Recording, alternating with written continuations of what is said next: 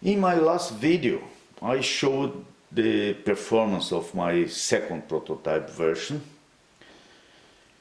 and we noticed that dip in the conversion loss graph.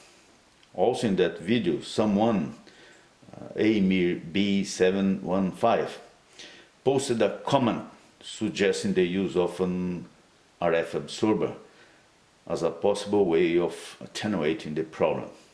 Well, thanks for that, Amir. Well, as I didn't have here professional RF absorber pads, I tested two types of foam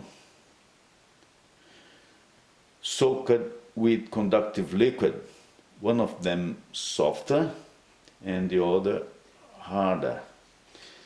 Use it for packaging more sensitive components. The best result was obtained with the harder material, and this video is to show the comparison among the mixers. The blue trace is the original mixer with no absorber. You can see the dip here.